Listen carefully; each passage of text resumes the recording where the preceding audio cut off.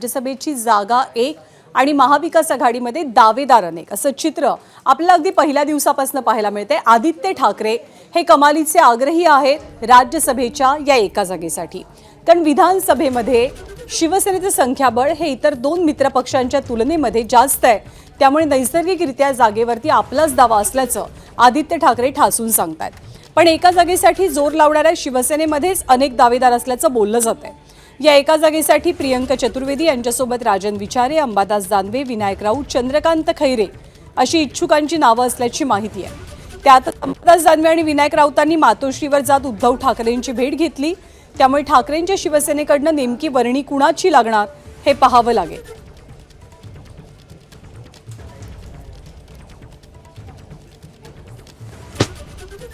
पवार साहेबांबद्दल आदर आहे, आमचे कौटुंबिक संबंध आहेत, त्यांच्याबद्दल सर्वात मोठा आदर आमच्या मनात आहे। पण जर तुम्ही MVA किंवा इंडिया आघाडीच्या जे काही प्रिन्सिपल्स आहेत त्याच्याप्रमाणे गेलात तर ही सीट आमची आहे आणि त्याच्यावर आम्ही दावा ठेवलेला आहे। दुसरी गोष्ट म्हणजे मोठं नाव जर झालं मग पुढच्या वेळी काँग्रेस मोठं नाव आणेल, मग राऊत साहेबांची सीट आम्हाला द्यावी लागेल, मग तिसऱ्या वेळी कोणतरी अजून मोठं नाव येईल, मग आम्ही सीट घ्यायचंच नाहीत का? आता मी पुन्हा तुम्हाला एक सांगतो, जे लॉजिक आणि जे काही MVAचे हे आहेत प्रिन्सिपल आहेत त्याप्रमाणे ह्या वेळीच्या रोटेशनमध्ये शिवसेना उद्धव बाळासाहेब ठाकरे पक्षाला ही जागा मिळाली पाहिजे। जास्तीत जास्त जो आकडा आहे त्याला पहिलं मिळणार हे आधीच ठरलं होतं, तर तसंच। आणि राज्यसभेच्या एका जागेसाठी जितका आग्रह ठाकरेंच्या शिवसेनेचा आहे तितकाच तो शरद पवारांच्या राष्ट्रवादीचा सुद्धा आहे। शरद पवारांनी राज्यसभेवरती जावं यासाठी कमालीचा जोर राष्ट्रवादी काँग्रेसकडनं लावला जातोय, पण स्वतः शरद पवार मात्र मौन बाळगून असल्याचं चित्र दिसतंय। महाविकास आघाडीचे नेते निर्णय घेतील अशी भूमिका शरद पवारांची असल्याचं कळतंय। कालच जयंत पाटील, जितेंद्र आव्हाडांनी शरद पवारांसोबत चर्चा केली आहे आणि यावेळेला शरद पवारांनी काँग्रेस आणि ठाकरेंच्या शिवसेनेसोबत बातचीत करण्याची सूचना दिल्याची माहिती सूत्रांकडून मिळते। राज्यसभेच्या 7 जागांसाठी 16 मार्चला निवडणूक पार पडेल।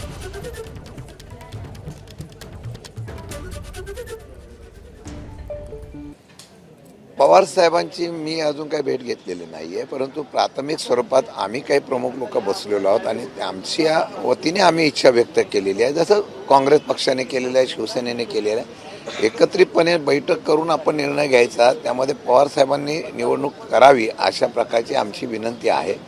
मला वाटतं की प्राथमिक स्वरूपात महाविकास आघाडीच्या प्रमुख लोकांची चर्चा झाल्यानंतर मग आम्ही पवार साहेबांशी बोलावं आणि पवार साहेबांना सांगावं, अशा प्रकारची प्राथमिक अशा प्रकारचं आमचं ठरलेलं आहे।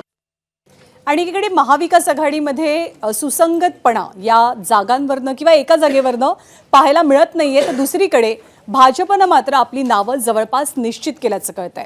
7 जागांपैकी एकूण 4 जागा या भाजपच्या वाट्याला येणार आहेत, त्यातली एक जागा ही अर्थातच रामदास आठवलेंना दिली जाईल, ते निवडून जातील आणि या उरलेल्या 4 जागांसाठी म्हणजे सगळ्या 4 जागांसाठी 24 जणांच्या नावाची यादी तयार आहे। ही यादी भाजपचे प्रदेशाध्यक्ष रवींद्र चव्हाणांनी दिल्लीतल्या केंद्रीय नेतृत्वाकडे दिली आहे। आता केंद्रीय नेतृत्वाकडनं 4 नावं अंतिम केली जातील। सर्व नावं जी होती त्या सर्व नावांचा तक्ता माहितीसकट आज आम्ही केंद्रीय नेतृत्व आणि केंद्रीय कार्यालय यांच्याकडे आज सुपूर्द केलेला आहे। लवकरच पार्लमेंटरी बोर्डाची त्या संदर्भात बैठक होईल, त्या बैठकीनंतर जो निर्णय होईल तो निर्णय महाराष्ट्र भारतीय जनता पार्टीला कळवला जाईल। ABP माझा, उघडा डोळे बघा नीट।